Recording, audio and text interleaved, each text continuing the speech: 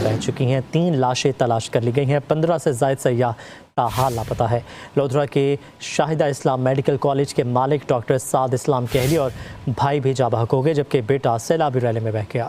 گلگت کے ضلع غزر کے مقام شاہراہ تھک بابو سر میں سیلابی ریلوں نے تباہی مچا دی ہے۔ سیاحوں کی 15 سے زائد گاڑیاں بہہ گئیں، متعدد لاشیں نکالی گئیں، 15 سیاح تاحال لاپتہ ہیں۔ لودھرا سے تعلق رکھنے والے سیاحوں کا ایک گروپ بھی سیلابی ریلوں کی زد میں آ گیا۔ شاہدہ اسلام میڈیکل کالج کے مالک ڈاکٹر سعد اسلام کی اہلیہ اور بھائی جاں بحق ہو گئے، بیٹا سیلابی ریلے میں بہہ گیا۔ ڈاکٹر سعد اسلام حادثے میں محفوظ رہے۔ ٹھیک ہے، آپ کا کیا نام ہے؟ سعد اسلام۔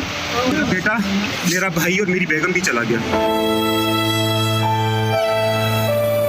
کلاؤڈ برسٹ کے باعث شاہراہ بابو سر کا 8 کلومیٹر کا حصہ شدید متاثر ہوا، سڑکیں اور کھیت کھلیان تباہ ہو گئے، مواصلاتی نظام درہم برہم ہے، ہزاروں سیاح پھنس کر رہ گئے ہیں جن کا گھروں سے رابطہ بھی منقطع ہے۔ ترجمان جی بی حکومت کے مطابق سینکڑوں سیاحوں کو مقامی آبادی نے پناہ دے رکھی ہے۔ وزیر اعلیٰ گلگت بلتستان نے پھنسے افراد کو ریسکیو کرنے کے لیے تمام وسائل بروئے کار لانے کی ہدایت کر دی۔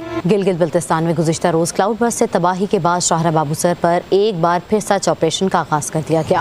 اب تک 3 اموات کی تصدیق ہوئی، تاہم 15 سے 20 افراد تاحال لاپتہ ہیں جن کی تلاش کے لیے سرچ آپریشن جاری ہے۔ ریسکیو کیے گئے سینکڑوں سیاحوں کو چلاس منتقل کیا گیا ہے۔ سیلابی ریلوں سے شاہراہ بابو سر سے متصل 50 سے زیادہ مکانات اور 4 رابطہ پل بھی تباہ ہوئے ہیں۔ آپ کو بتائیں کہ گلگت بلتستان میں گزشتہ روز کلاؤڈ برسٹ سے تباہی کے بعد شاہراہ بابو سر پر ایک بار پھر سرچ آپریشن کا آغاز کیا گیا ہے۔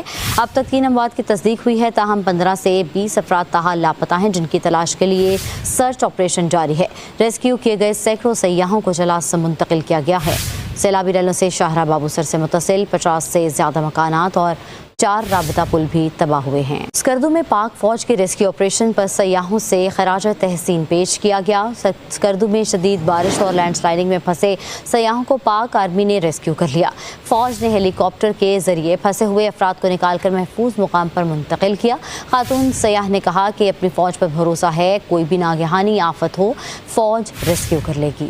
کراچی سے یہاں پہ اسکردو آئے تھے اور دیوسائی میں ہم گئے ہیں تو وہاں ہم پھنس گئے اور بہت فلڈ آ گیا اور بہت زیادہ بارش ہو گئی، جس کی وجہ سے ہماری گاڑیاں وہیں پہ رک گئی اور پھر الحمدللہ پاک آرمی نے ہمارے خاص ہیلی کاپٹر اتارا اور ہمیں ریسکیو کر کے سیف پلیس پہ لے گئے۔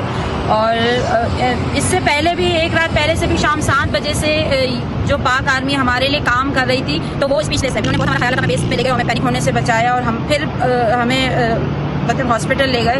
پاک آرمی واقعی